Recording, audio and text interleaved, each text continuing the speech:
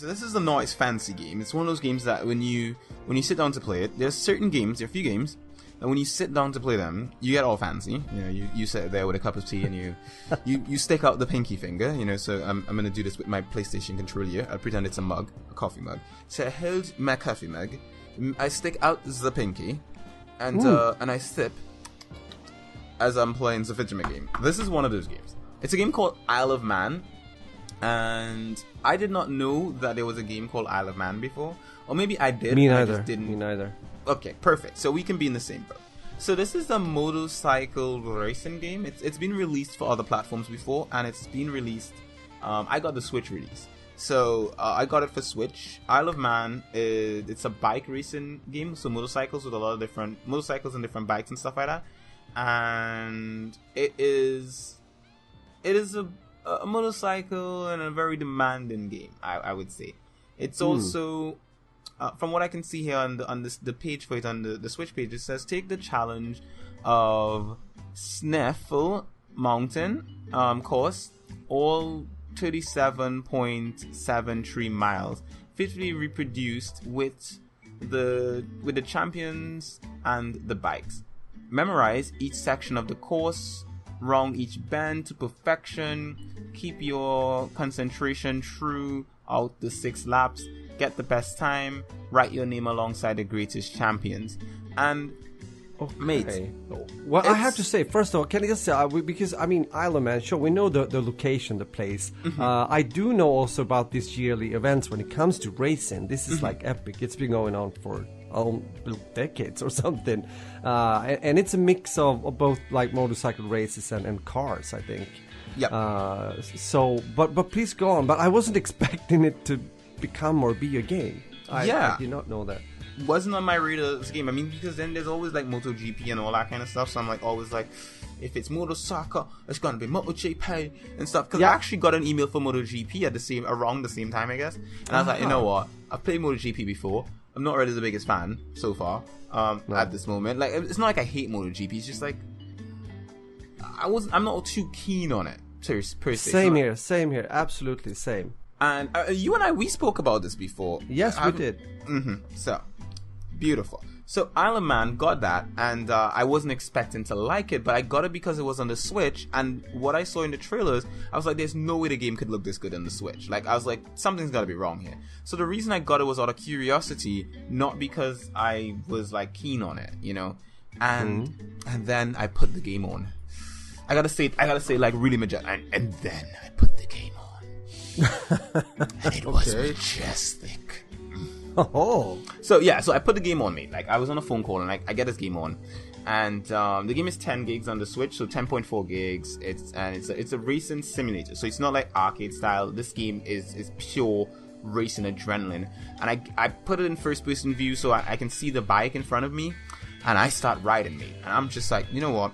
I ride and I run off the road, and I was expecting that because I'm terrible at these kind of games. So I'm like, I run off the road. I'm just like, I'm a terrible person. How dare me? You know, I was just hating myself in the moment. It's just like, this is so hard. You know, why can't they make this game easy? They could have put training wheels on the bike.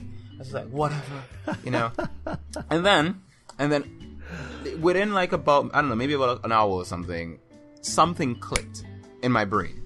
And I harnessed my inner Roger Bergstrom. You know, I was just, I let my hair out.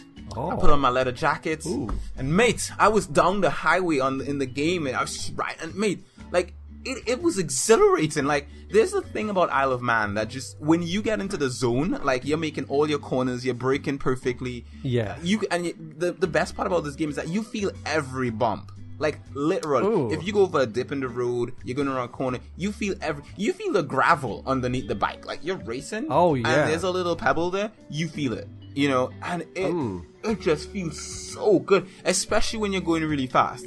So when you pick up, like, if you get a nice long straight, and you're going down, and you're just seeing highway on the side, you know, you're just seeing, like wilderness on the sides or whatever have you, and you're just going by, and everything, trees are just flying into your rear view within a split second.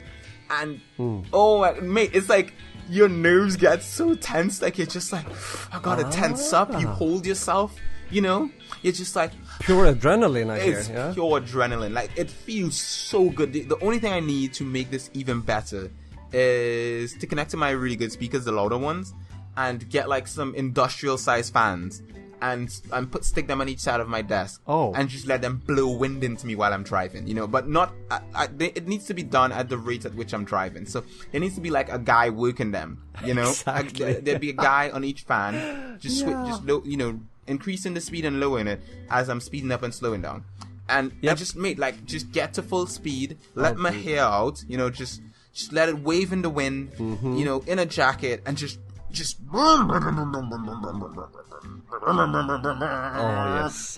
game sounds great. That's the other thing. It sounds great. It looks great. It looked gorgeous. Like, I didn't expect it to look that good on the Switch, man. I'm seeing water droplets on my windscreen and stuff. I'm just like, oh, beautiful, you know. But I will say, favorite part of the game is the sort of the illusion of speed that you get from that game is insanely good, and it's made even better because of the fact that there are so many deviations in the track that you feel it. So when you go over a bump and you go uphill, everything feels like you're doing something. Like, you can't drive the same way you're driving on flat if you're going up a hill or coming down a hill. You have to change how you're driving. You have to brake, you have to time it, you have to go down the hill, cut into corners, everything. And then when you get into a really good race, magnificent. That's so cool. It is. And the drivers affect other drivers. So if you're riding and you swivel in front of another driver or something, even if you don't touch him, mate, that guy's probably gonna go down behind you. Like, you know, because basically he's gonna flinch and then go off the road. So it's really, really cool. It has up to 4-player multiplayer, I think. I'm not sure if it's online. I think it's online, because I doubt you have 4-player multiplayer on the Switch. But visually, it just looks great. It came out on May the 23rd, so it came out a little while ago. I've had it for a little bit. It's $49.99, and I'm gonna put this out there. I don't say this very often. It's worth the price. It's $50, worth it. I would pay if I was a motorcycle bloke, right? And I do like the racing game and stuff like that. I would spend money. Like, I would take my cash. I'd be like, here's what? Take the cash. Let me get on the bike. You know, this game is also on PlayStation 4 and other platforms as well.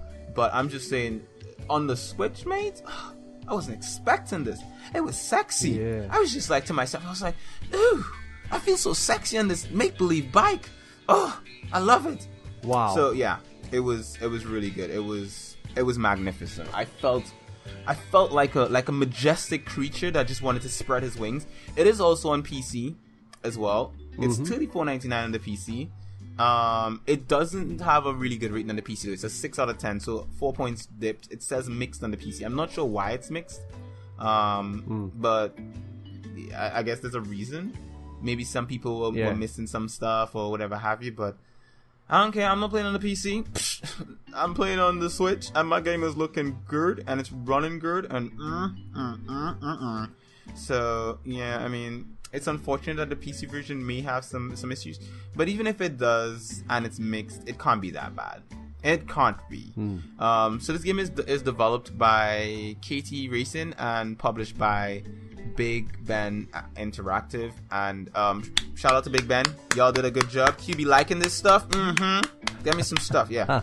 So yeah, big shout out to Big Ben. They did a good job on this game. So tops love. I love this game, and I think you should get it. I think it's a beautiful game. It's got my recommendation of approval.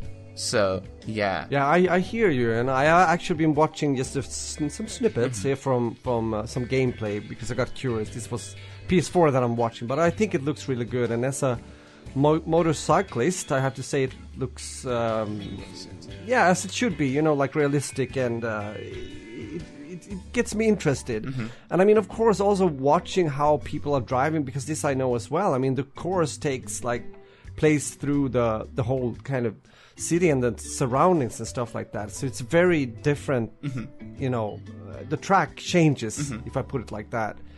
You have people on the side somewhat going through a like an area where people live, like village or something, and then all of a sudden you're in an industrial place or something like that. So it's very interesting. Yeah, looks like a very good racing game. I think it's awesome. From what I'm seeing here, one person says it feels arcadey and vague. I didn't get that feeling. It says custom button mapping doesn't allow certain allocations, so I guess that could be an issue on the PC for sure, because I mean we do like to customize our controls. Manual gears make you start in neutral. Yeah, I hated that a bit when I was playing, but I don't play with manual. I just switched to automatic. So yeah, whatever. Like I only had to do manual for the tutorial, and I was just like, yeah, mate, I'm not doing this. Vibration is constant and provides little to no feedback. That's not true. On the Switch, lots of feedback. I felt it.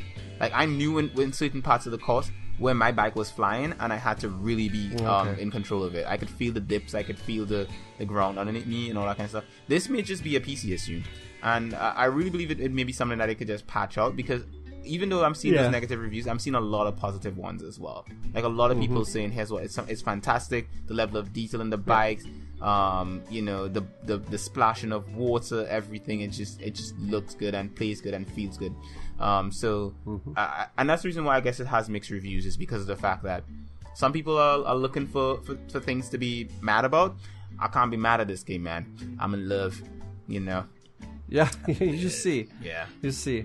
Oh, yeah. Okay, so. But that's a great feeling. No, I hear you're enthusiastic, and that's great, because as we're talking about here, we have been playing so many games, it's not that often that adrenaline kicks in like that. But that was